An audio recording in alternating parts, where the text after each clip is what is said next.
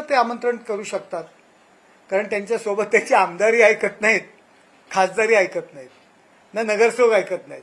त्यांनी बोलवलेल्या मीटिंगला सुद्धा लोक हजर राहत नाहीत. त्यामुळे केवळ त्यांचा एकच गॉडफादर आता आहे, ते म्हणजे राहुल गांधी.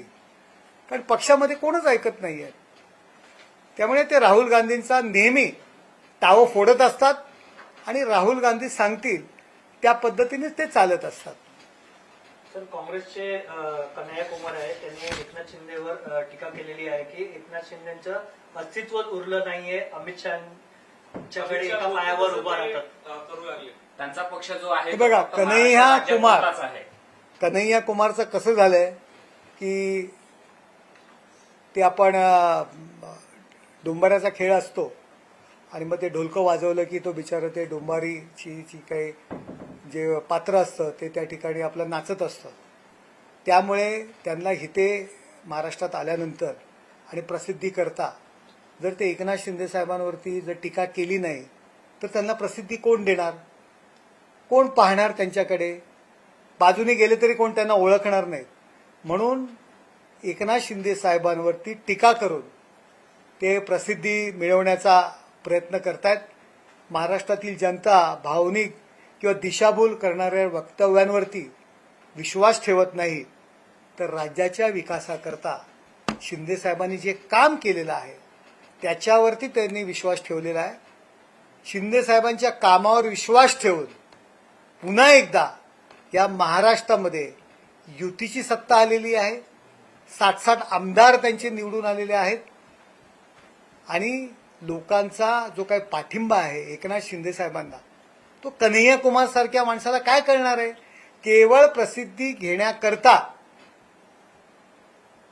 एकनाथ शिंदे साहेबांच्या विरोधात बोललं तर लोक छापतील, मीडियात दाखवतील, याकरता कन्हैया कुमार हे बडबडलेले आहेत. त्या बडबडीवरती लक्ष देण्याची गरज आम्हाला वाटत नाही. एकनाथ शिंदे यांचा पक्ष फक्त महाराष्ट्रापुरताच आहे असं देखील त्यांनी म्हटलं. आमची काळजी करू नये ना कन्हैया कुमारने. आमचा पक्ष महाराष्ट्रापुरता आहे का आणखी देशात कुठे आहे आम्ही पाहून घेऊ ना. परंतु आमच्या पक्षाचा या राज्यामध्ये मुख्यमंत्री होता, आता उपमुख्यमंत्री आहेत, 60 आमदार आहेत, 13 खासदार आता आमचे आहेत.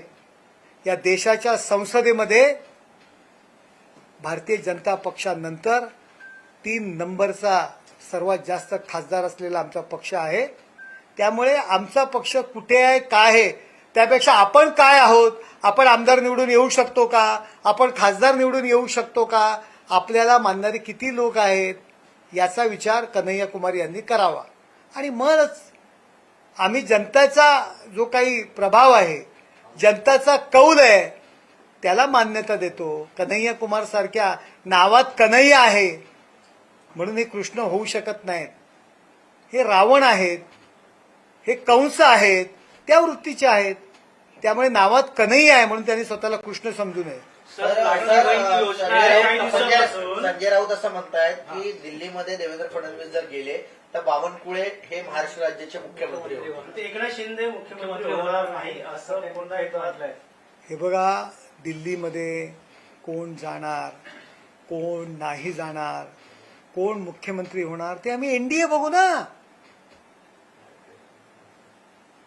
आमच्यामध्ये अशा पद्धतीची वक्तव्य करून काही वाद होणार नाहीये, काही भांडणं लागणार नाहीये.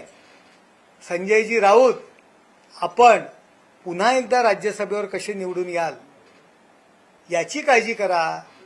आम्हाला माहिती आहे काँग्रेसची सुपारी तुम्ही घेतलेली आहे, कारण तुम्हाला पर्याय नाही पुन्हा राज्यसभेवर जाण्याकरता. त्यामुळे आमची काळजी संजय राऊत यांनी करू नये.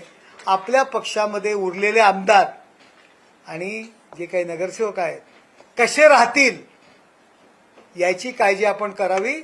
आगे आगे देखो होता है क्या. सर, लाडकी बहीण योजनामध्ये तब्बल 92 लाख लाभार्थी वगळले गेलेत, तर संजय राऊत म्हणताय की लाडकी योजना आहे ते बंद केली जाईल. लाडकी बहीण योजना कधीही बंद होणार नाही हा शब्द माननीय मुख्यमंत्री देवेंद्र फडणवीस, एकनाथजी शिंदे साहेब आणि सुनेत्राताई पवार या तिघांनी आणि पूर्ण मंत्रिमंडळाने दिलेला आहे. लोकांना भडकवण्याचं काम करू नका. जी लोक पात्र नाही आहेत, की ज्यांनी चुकीच्या पद्धतीने फॉर्म भरले होते ते काही आपलं सरकार नाही आहे की आपण कशाही पद्धतीने वागत होतात. कायदा कानून आहे. जे लोक पात्र आहेत त्या सगळ्यांना लाडकी बहीण योजनेचा फायदा होणार. यापुढे ही योजना चालू राहणार. यांनी काळजी करू नये. सर, धर्मेंद्र प्रधान यांचा राजीनामा घेतला तर वेगळं काय होईल असं उद्धव ठाकरेंनी म्हटलंय. उद्धव ठाकरे यांच्या काळामध्ये सुद्धा 3 वेळा पेपर फुटले होते. आरोग्य सेवेचा, शिक्षक पात्र भरती आणि त्याचबरोबर म्हाडा भरती प्रकरण.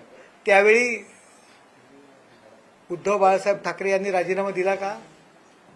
तुम्ही पण त्यावेळी राजीनामा दिला नाही. स्वतःवर घेतलं का? मुख्यमंत्री तुम्ही होतात. त्यामुळे तुम्हाला प्रश्न विचारण्याचा अधिकार नाहीये. सर, ठाण्यामध्ये होर्डिंग्स एका बाईक स्वारावरती पडलेले आहे. आता झाडांप्रमाणे होर्डिंग्स देखील लोकांच्या जीवावर उडतात, जीवावर पेटतात की काय, अशा प्रकारचे प्रश्न उपस्थित होत हे आहेत. बघा, तो बॅनर काहीतरी पडलेला आहे. बॅनरचं ते होल्डिंग्स पुन्हा त्याचं रूपांतर होल्डिंगमध्ये झालेलं आहे. जो कोणी केलेला आहे त्यांनी स्वतःहून ते मान्य केलेलं आहे आणि त्याच्यावरती कारवाई नक्कीच होईल. हे काय महानगरपालिकेने लावलेलं होल्डिंग्स नाही. कोणीतरी रस्त्यात आणून स्वतःच्या वाढदिवसानिमित्त ते टांगलेलं होल्डिंग्स आहे. ज्याने कोणी ते लावलं असेल त्याच्यावरती महानगरपालिका कारवाई करेल. हिंदी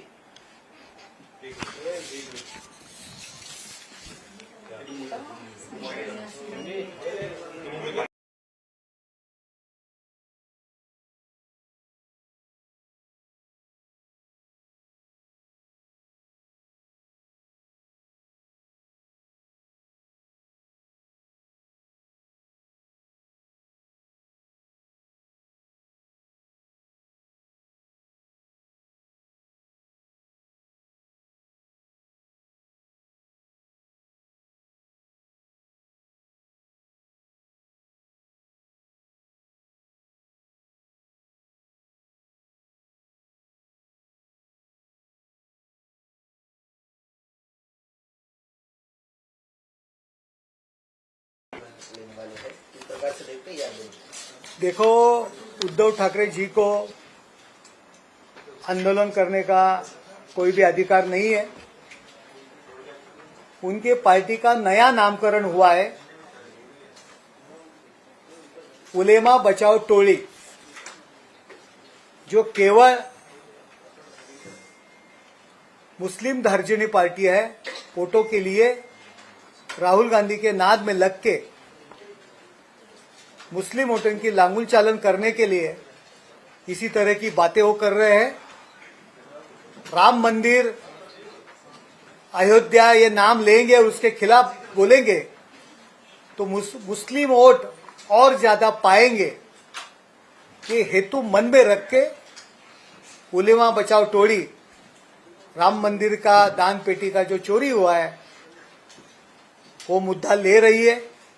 देखो, ये जो दान पेटी की जो हरकतें हुई है उसकी कार्यवाही हो रही है. वहां के मुख्यमंत्री योगी जी ने कदम उठाए हैं, उसका परामर्श कर रहे हैं. उनको कोई भी समर्थन नहीं कर रहा है, लेकिन सिर्फ मुस्लिम वोट पाने के लिए इसी तरह की बातें उलेमा बचाओ टोली कर रही है. अगर उनमें जनजागृति करना होता तो वक्फ सुधारना जो विधेयक था उसके बारे में क्यों नहीं बोल रहे, क्यों नहीं समर्थन दिया. हिंदू हृदय सम्राट शिवसेना प्रमुख माननीय बाळासाहेब ठाकरे कहते थे वक्फ एक्ट रद्द होना चाहिए. केवल मुस्लिम लोगों की लांगुल चालन करने के लिए उन्होंने इसको सपोर्ट नहीं किया. वोटिंग की टाइप भाग गए.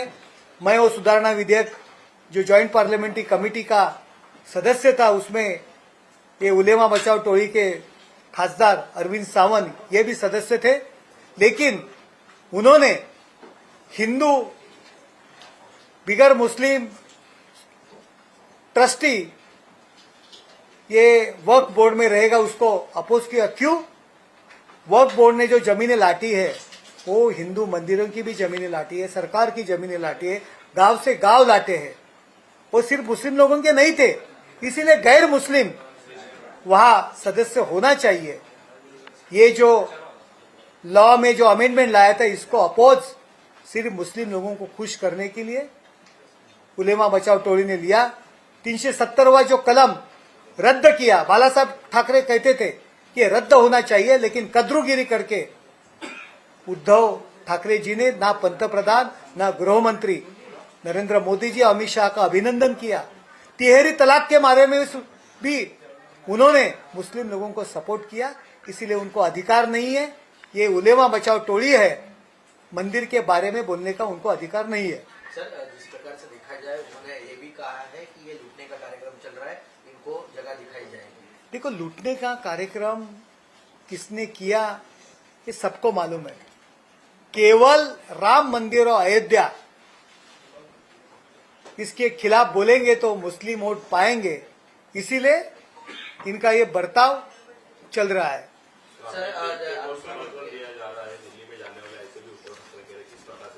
देखो, एक मराठी में कहावत आहे, स्वतःचं ठेवायचं झाकून आणि दुसऱ्याचं पाहायचं वाकून। दूसरे के ऊपर टीका टिप्पणी करने की और खुद की जो गलती है वो कभी एक्सेप्ट नहीं करने की। उद्धव ठाकरे जी जब मुख्यमंत्री थे तब म्हाडा भर्ती घोटाला, आरोग्य विभाग का भर्ती घोटाला और शिक्षक पूर्व परीक्षा भर्ती घोटाला जो पेपर लीक हुए थे, तब उद्धव ठाकरे मुख्यमंत्री थे। तब क्यों नहीं उन्होंने रिजाइन दिया? वो उसके जिम्मेदार नहीं थे? इसीलिए ये सिर्फ राजनीति करने के लिए इसी तरह की बातें कर रहे हैं। सर, जो वामचुक है, उन्होंने फोन करके बताया कि आप अपने तबीयत की ध्यान दीजिए, 16 दिन उनको उठ के उपास करके। देखो, वांगचुक की जो तबीयत की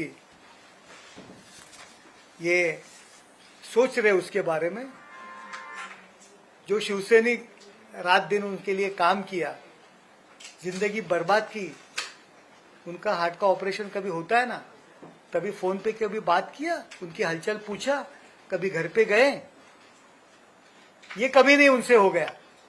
काय के लिए बड़ी बड़ी बातें करते हैं? सिर्फ नेशनल पॉलिटिक्स में आने के लिए इसी तरह की जो वर्तणूक चल रही है उस पर ध्यान देने की जरूरत नहीं है।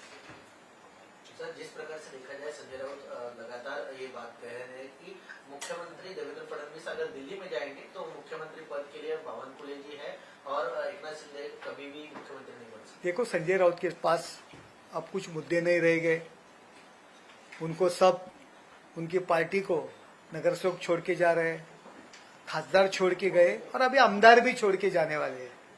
तो अभी कुछ मुद्दा नहीं है, तो उनको लग रहा है कि महाराष्ट्र के एनडीए में आपस में झगड़े लगाएंगे इसी तरह की बातें करके, और आपको रोज रोज क्या बोलेंगे आपके सामने। तो कुछ नया बोलना चाहिए मीडिया में आने के लिए, इसीलिए इसी तरह की बातें करते हैं। लेकिन ऐसे बातें करने से एनडीए में कुछ नहीं होने वाला। हमारी जो मित्रता है वो कायम रहने वाली है। सिर्फ झगड़ा लगाने की कोशिश कर रहे हैं, ऐसा कुछ झगड़ा आपके बर्ताव से, आपके वर्तन से नहीं लगने वाले। सर, कन्हैया कुमार का एक बयान अभी सामने आया हुआ है, एकनाथ शिंदे जी की जो पार्टी है वो खाली महाराष्ट्र के लिए ही मर्यादित है, और इस प्रकार से उन्होंने टीका जो है। देखो, भारत के संसदीय जो संसद है उसमें भारतीय जनता पार्टी के बाद में सबसे बड़ी 13 एमपीज होने वाली हमारी पार्टी है। कन्हैया कुमार को कौन ध्यान देने वाला है? कभी उसका न्यूज आता है क्या? लेकिन एकनाथ शिंदे के खिलाफ बोलेंगे तो न्यूज में आएंगे, न्यूज में कन्हैया कुमार दिखेंगे। इसीलिए इसी तरह का स्टेटमेंट जो किया है उनके ऊपर कोई ध्यान नहीं देता। कौन कन्हैया कुमार? कौन पूछता है उनको? एकनाथ शिंदे जी के नेतृत्व में फिर एक वापस बार महाराष्ट्र में युति की सरकार आ गई। 60 आमदार एकनाथ शिंदे जी का चुन के आ रहे हैं। लोगों के मन में एकनाथ शिंदे, महाराष्ट्र की जनता के मन में एकनाथ शिंदे, कन्हैया कुमार क्या कहता है उसे कौन पूछता है? उसके नाम में कन्हैया है लेकिन उसकी वृत्ति कंस जैसी है, इसीलिए उसके ऊपर ध्यान मत दो।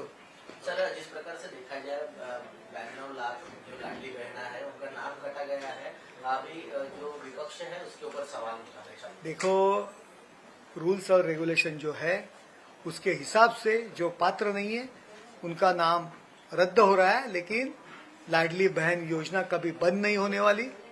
शिंदे साहब ने ऐलान किया है, देवेंद्र जी ने ऐलान किया है कि जब तक हम हैं तब तक ये योजना बंद नहीं होगी। और महाराष्ट्र में तो देवेंद्र जी, एकनाथ शिंदे जी, सुनेत्राताई ये तो कायम रहने वाले हैं, इसीलिए ये योजना बंद नहीं होगी। सर अयोध्या राम मंदिर मामले में भी एसआईटी सीबीआई जो है जांच चौकसी लग चुकी है योगी सरकार इस प्रकार से लेकर क्या करेगी? देखो, अयोध्या राम मंदिर के बारे में जो कुछ टीका टिप्पणी हो रही है वो हिंदू धर्म का अपमान चल रहा है। ऐसा मुझे लगता है कि हिंदू धर्म के मंदिर, देव देवता पे टीका टिप्पणी करने का काम ये सब अपोजिशन वाले कर रहे हैं। एक हिंदू की जो कुछ वहां गलत हुआ है उसके ऊपर कार्रवाई होगी, ये योगी सरकार ने जाहिर किया है। चुनाव से पहले पात्रता की जांच में इतनी बड़ी लापरवाही क्यों? क्या सरकार मानती है कि सत्यापन प्रक्रिया में देखो, चुनाव के पहले क्या हुआ क्या नहीं, देखो ये पैसा कुछ सरकार ने, मंत्री लोगों ने घर में नहीं लिया, घर के अकाउंट में नहीं लिया है।